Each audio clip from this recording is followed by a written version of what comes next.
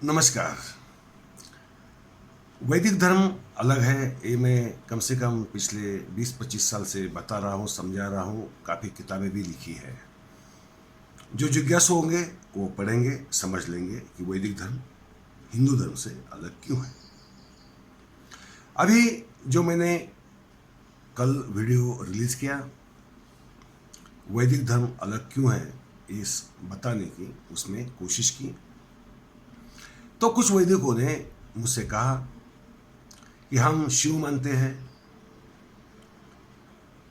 काफ़ी देवताएं सांतेरी हो, तुलजा भवानी हो, खंडोबा हो, विट्ठल हो, उनको भी मानते हैं, उनकी पूजा करते हैं, हमारा कुलदेवत मानते हैं। तो हम वैदिक धर्मीय कैसे हो गए? ये सवाल बड़ा अच्छा सवाल है। वैदिकों ने समझ लेना चाहिए इसका जवाब। पहली बात तो ये है कि वैदिक धर्म जब भारत में आया तब उन्होंने 27 प्रचारक नियुक्त किए और वो धर्म को देश भर फैलाने की कोशिश की। वो मिशनरी थे एक ढंग से। जो हिंदू थे, काफ़ी हिंदू या बौद्ध भी और जैन भी या समण संस्कृति के लोग वैदिक धर्म में चले गए। वो वैदिक धर्म में चले तो गए, मगर वो जो अपना पुरातन धर्म था, जिन्होंने उसको जतन किया था, उसको भी भूल न सके। और उस धर्म के प्रभाव उनके ऊपर रहे। कुल देवता है जो पहले से थी, वो बाद में भी कायम रही।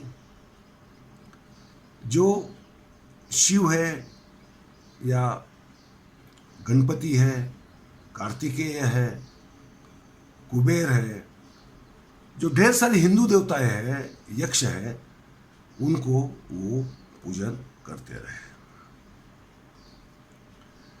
मगर ध्यान में रखिए, वैदिकों ने ये बात समझ लेनी चाहिए।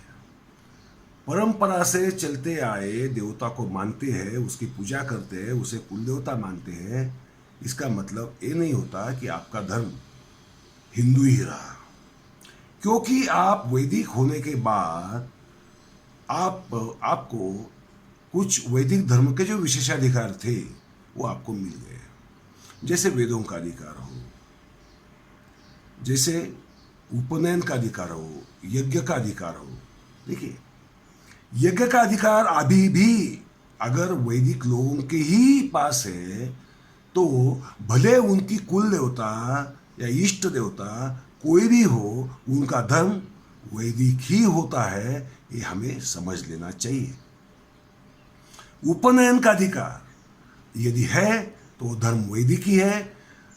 फिर वो उपनयन होने के बाद गणपति की पूजा करता है या मारुति की पूजा करता है या शिव की पूजा करता है, इससे भी कुछ फर्क नहीं पड़ता। धर्म वो अलग ही रहता है। यही कारण है ये धर्मांतरित लोग जो है, जो हिंदू धर्म से वैदिक धर्म में गए, इसलिए वैदिक धर्म में दो शाखाएं हुई। देखिए, एक श्रौत शाखा है, दूसरे स्मार्त है। श्रौत और स्मार्त ये वैदिक लोग आज आम जनता को बताने की, उसका फर्क क्या है ये बताने की कोशिश ही नहीं करते।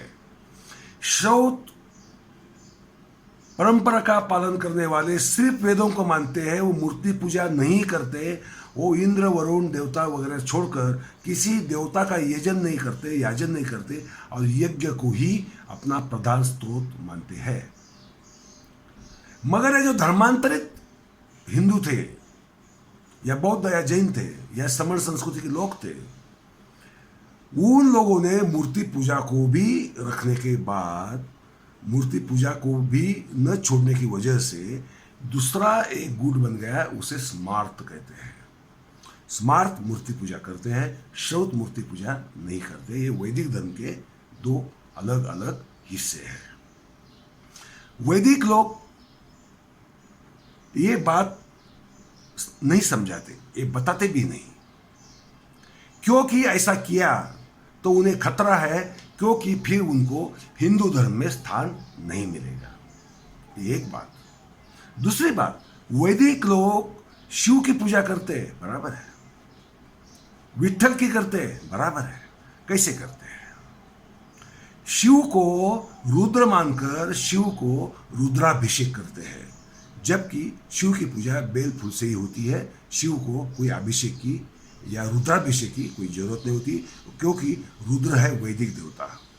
इन्होंने क्या किया, अपने समाधान के लिए वैदिक देवताओं को हिंदू देवताओं के साथ बेवजह जोड़ने की कोशिश की। रुद्र को पिता है, शिव को पिता नहीं है। रुद्र 11 है, शिव एक ही है। शिव को पत्नी है, रुद्र को नहीं है। रुद्र को यज्ञ में आहुति दी जाती है, शिव को नहीं। और सबसे इंपॉर्टेंट बात, रुद्र की लिंग रूप में पूजा नहीं होती, सिर्फ शिव की पूजा लिंग रूप में होती है। एक फर्क है। विठल है हमारा हिंदुओं का, महाराष्ट्रीय हिंदुओं का श्रेष्ठ देवता, जो सामाजिक समता का अधिष्ठान है। और उसी विठल के पूजा के समय वैदिक लोग वैदिक मंत्र तो कहते ही है। अभी साध्या संति देवाहा, अभी ये साध्या क्या है ये हिंदुओं को मालूम नहीं होता। साध्यस ये वैदिकों की देवता है। विठल के सामने वैदिक देवता का क्या काम, नंबर 1।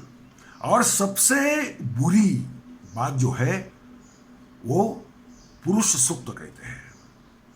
देखिए, पुरुष सूक्त वैदिक धर्म का महान स्तोत्र है, मान लेते हैं।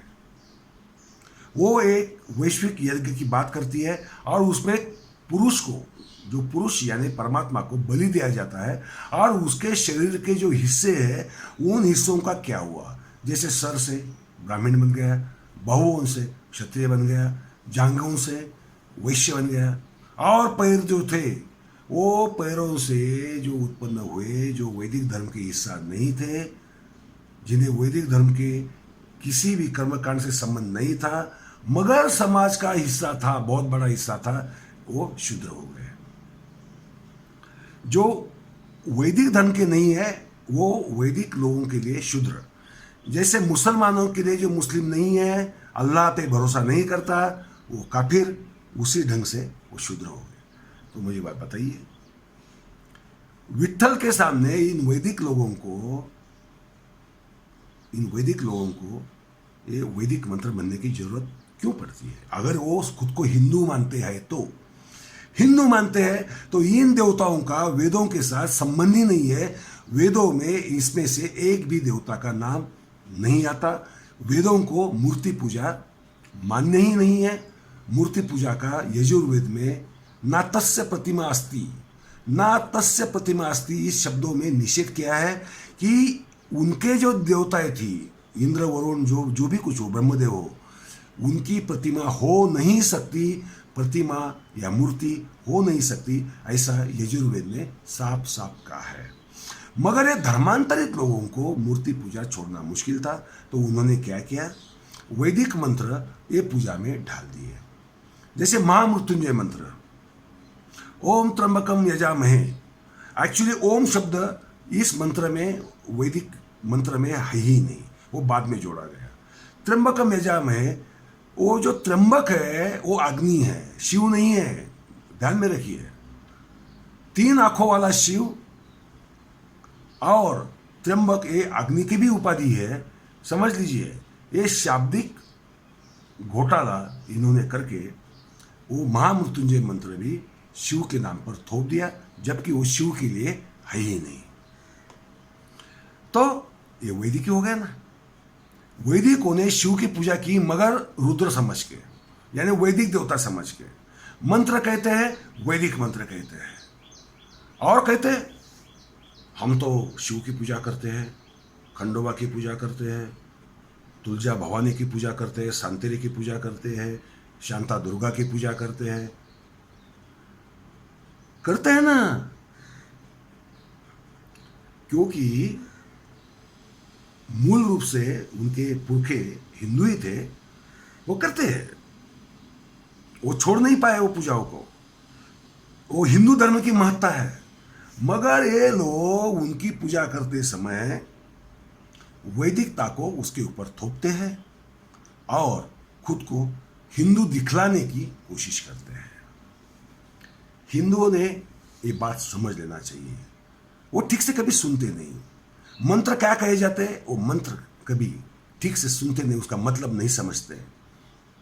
अगर वो समझते थे तो ये नौबत आती नहीं थी, वो शूद्रों में जाते नहीं थे, एक समाज में एक दुय्यम स्थान, एक सेकेंडरी स्थान लेते नहीं थे और अपने सर पर इन्हें बिठाकर संस्कृति और धर्म के निर्माता समझते नहीं थे। हिंदुओं को जरूरत है कि वो समझे, हिंदू देवता मानते हैं इसलिए हिंदू नहीं हो जाते हैं, क्योंकि हिंदू देवता मानते हैं मगर उसके ऊपर वैदिक आरोपण करते हैं।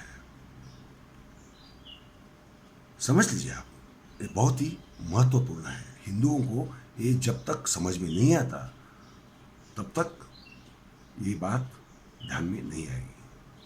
कल एक गुरुओं का मुझे फोन आया। जब हम कहते हैं आदिम हिंदू महासंघ की ओर से कि गुरु जो हिंदू है और जो पुजारी रहे हैं शिव के और सारे हिंदू देवताओं के, वही हमारे नेचुरल प्रीस्ट है, नैसर्गिक पुरोहित है, तो उसने कहा कि सर ये समझाए कैसे, ये तो बहुत अनाड़ी लोग है। मैं कहता हूं वो गुरुओं को छोड़ो, उनको समझता है तो अच्छी बात है, नहीं समझता है तो उनका नसीब, मगर हर हिंदू को समझना पड़ेगा। हर हिंदू अपना कर्मकांड कर सकता है, क्योंकि पूजा सबसे आसान है, वो कोई भी कर सकता है, हमें किसी मध्यस्थ की जरूरत नहीं है। एक पुरा कथा है, शिव को प्रसन्न करने के लिए आपकी मानसिक हो या खुद शिव के या खंडोबा हो, विठ्ठल हो या कोई भी हम देवता मानते हैं, हिंदू देवता, उसको ऊपर फूल चढ़ाओ, दर्शन लो, आपकी पूजा हो गई। आपको बहुत ज़्यादा कर्मकांडों में जाने की जरूरत नहीं है। और हिंदू धर्म की यही खासियत है कि इसमें कर्मकांड नहीं है। जो भी पूजा है वो व्यक्तिगत है, वो सामूहिक नहीं होती, जबकि यज्ञ जो इनके होते हैं वैदिकों के, वो सामूहिक होते हैं। ध्यान में रखिए। तो केवल ये अपनी कुल देवता या कुल देवत हिंदू बताते हैं, इसलिए हिंदू नहीं होते, क्योंकि उनको वैदिक धर्म ने दिए हुए विशेषाधिकार उनके पास साबित है, वो उन्होंने रिजर्व करके रखे हैं, इसलिए वो वैदिक ही है। और उनका वैदिक होने में उनके अलग धर्म की परिचय है, ये हमें समझ लेना चाहिए। धन्यवाद।